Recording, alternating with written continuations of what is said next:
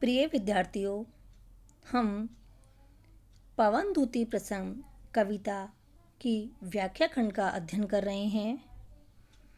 यह विषय अयोध्या सिंह उपाध्याय हरिओ जी के महाकाव्य प्रिय प्रवास के छठे सर्ग का अंतिम अंश है।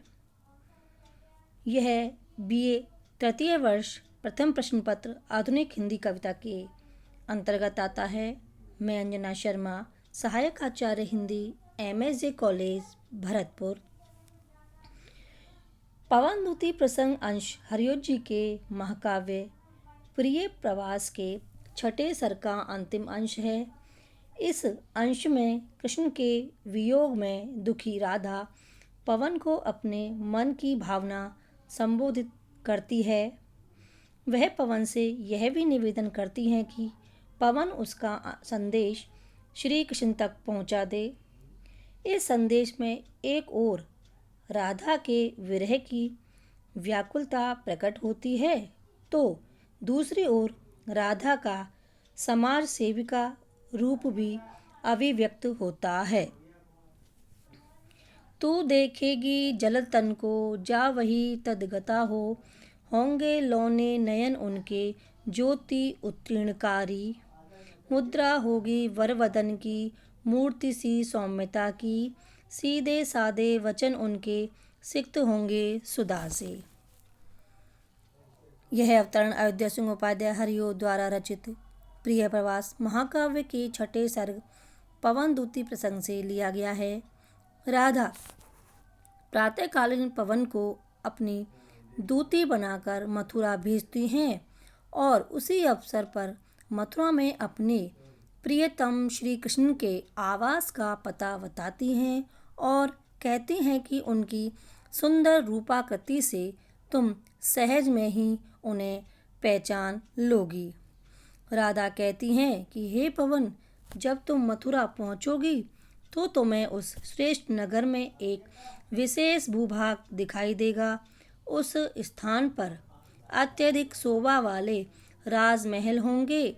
उस स्थान पर उद्यानों की अत्यधिक शोभा होगी, जो कि मानो वह शोभा सारी प्रकृति से लेकर संचित की गई लगेगी। उस स्थान पर ऐसे सरोवर होंगे जो वज्र या हीरे से भी अधिक स्वच्छ होंगे, मानो वे सरोवर हीरे से स्वच्छता छीनकर अवस्थित हों।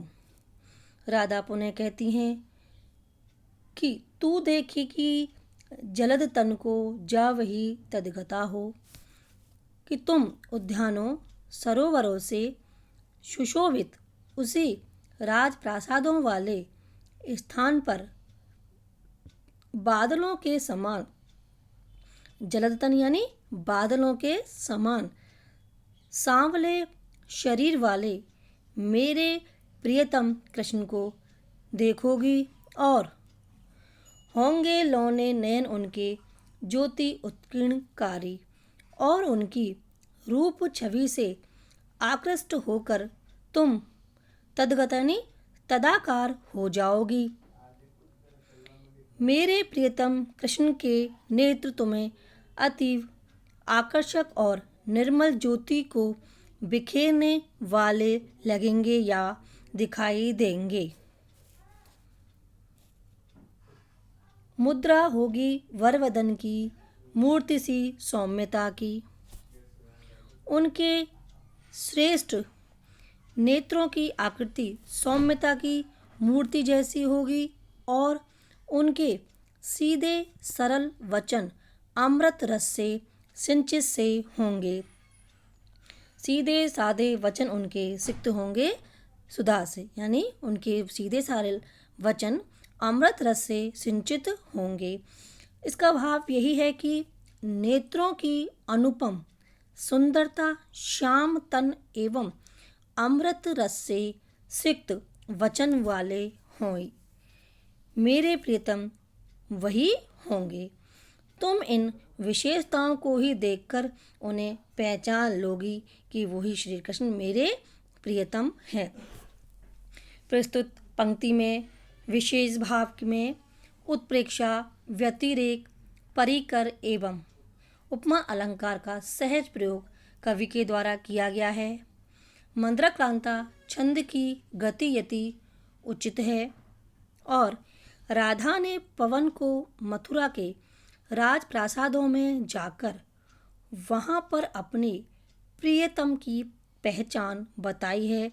इस प्रसंग में राजमहलों की शोभा का निरूपण भी हुआ है।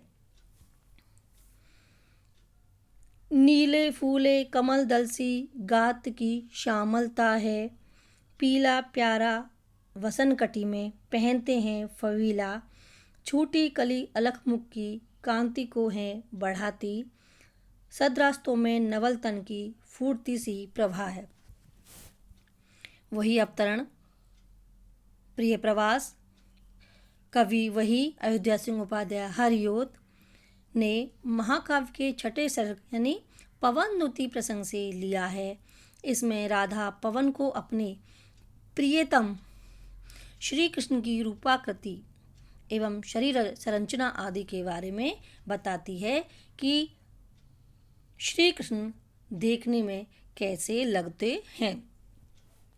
राधा पवन से कहती हैं, नीले फूले कमल दल सी गात की श्यामलता है, कि तू मथुरा के उन प्रासादों में मेरे प्रियतम को नीले खिले हुए कमल दल के समान सांवला शरीर वाला और कमर पर सुंदर पीला वस्त्र लपेटे हुए देखना। यानी उन्होंने जो वस्त्र धारण कर रखे होंगे वो कैसे होंगे, पीले रंग के होंगे। छूटी पीला प्यारा वसनकटी में पहनते हैं फवीला, छोटी काली अलख मुख की कांति को है बढ़ाती। इस रूप माधुरी से तुम उन्हें पहचान लेना। उनके मुख पर काली केश राशि लटकी होंगी, जिसमें उनके मुख की कांति और भी अधिक बढ़ रही होगी और सदवस्त्रों में नवल तन की फूटती सी प्रभा है और वह अच्छे सजीले वस्त्रों के कारण नए यौवन से पूर्ण शरीर पर सौंदर्य बिखेर रहे होंगे। ऐसी शोभा वाले मेरे श्री कृष्ण को तुम पहचान लोगी कि वही मेरे प्रियतम हैं। सांचे बाला सकल बपू है, दिव्य सौंदर्य साली, सत पुष्पों सी सुरभि उसकी प्राण संपोषिका है, दोनों कंधे वृषभ बरसे हैं बड़े ही सजीले, लंबी बाहें कलव करसी शक्ति की पेटिका हैं। मेरे प्रियतम श्री कृष्ण का सारा शरीर सुंदर सांचे में ढला हुआ है और दिव्य सौंदर्य से मंडित है। सतपुष्पों सी सुरभि उसकी प्राण संपोषिका है। सुंदर पुष्पों की सुगंध उनके प्राणों का पूरा पोषण करती है, अर्थात उनका सौंदर्य बढ़ाती है, उनकी शोभा को बढ़ाती है। दोनों कंधे वृषभ बरसे हैं बड़े ही सजीले, लंबी बाहें कलव करसी शक्ति की पेटिका है। उनके दोनों कंधे श्रेष्ठ बैल के कंधों के समान बड़े सजीले हैं और लंबी बाहें हाथी के बच्चे की सूंड के समान शक्ति की मंजूषा है या कहें शक्ति का भंडार है। तुम इन्हीं सब लक्षणों से मेरे प्रियतम श्री कृष्ण को पहचान लेना कि ये वो ही हैं।